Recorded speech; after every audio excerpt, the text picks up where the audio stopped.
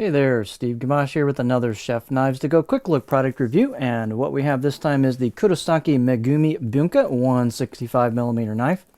So this is a knife that has a multi-layer construction. The core cutting edge steel, which you can see peeking out from the bottom here, is VG10 full stainless. Heat treats somewhere between 61 and 63. Rockwell and can vary a little bit from knife to knife. The cladding is a multi-layered soft stainless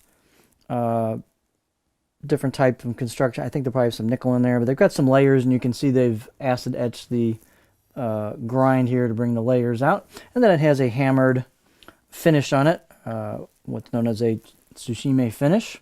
So these are really pretty knives. They've got a lot of interesting facets to them from a visual perspective.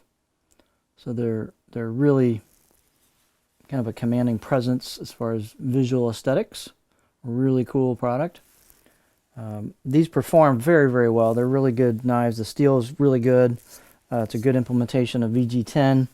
The weight and dimensions on these is going to vary just a little bit from knife to knife, but this one's 122 grams or 4.3 ounces, so it's pretty light.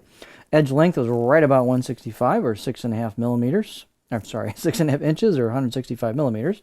The overall length is about 12.4 inches or 315 millimeters. And then they have different thicknesses. They tend to be pretty thick coming out of the handle. This one I measured, it comes down a little thinner above the back of the heel here, but I measured about 3.2 there and about 2 millimeters halfway down the blade, and it pretty much just keeps that 2-ish millimeters at the turn in the corner there, and then you can see it thins up pretty darn nice with the grind. So these knives are no slouches. They're good performing knives. You can see they get thin at the edge. They've got a nice grind to them, a fairly high grind. You can, of course, see where that starts. It's super easy because of the texture, the hammering, and then the layered effect of the layers in the grind. So very easy to see that. So the performance is excellent. Blade height, 46 millimeter at the heel on this one. Handles are well done. They're octagonal, cherry with black packawood ferrule. This one is very, very smooth all the way through. Good tight handle install. And the circumference on this one's about 74 millimeters right here where the two woods meet. The balance point on this knife, it's a fairly short blade, not super heavy, so your balance point's about right there. It's not a hoe wood handle, so it's not quite as light as some, but this cherry wood's really nice. The balance point, of course, is a little bit behind where your pinch grip would be, so this is a very light blade, but very nimble. The out-of-the-box edge, I'll give them a 6 out of 10 on my scale, so it was a nicely formed edge bevel. It's quite sharp, and they'll typically, hold an edge quite well if you do your part on a good quality sharpening.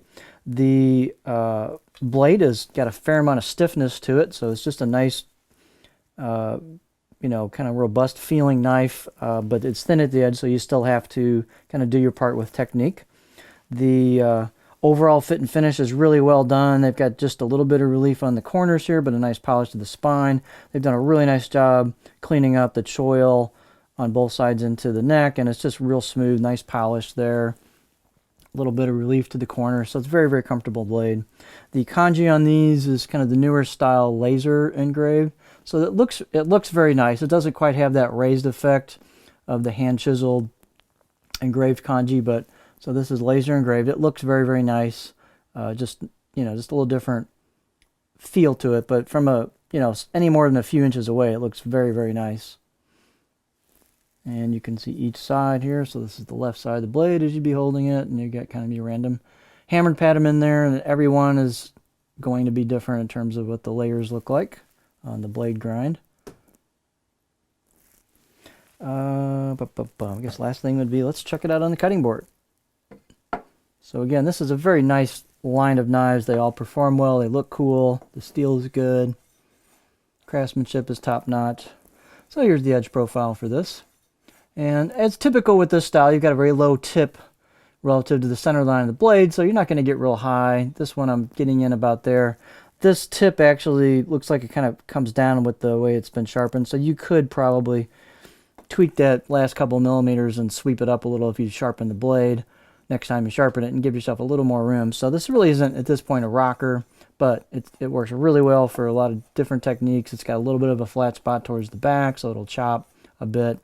So just a good all-around profile with the exception of rocking. But that's not what the style of blade is about. So great for tip draws. Awesome for that. So this is just a really nice line of knives. They look great. Conversational piece type, great in the kitchen. Plus they do perform extremely well and got a lot of character in them. So it's a really well done package. So this is the Kurosaki Megumi Bunka 165mm knife.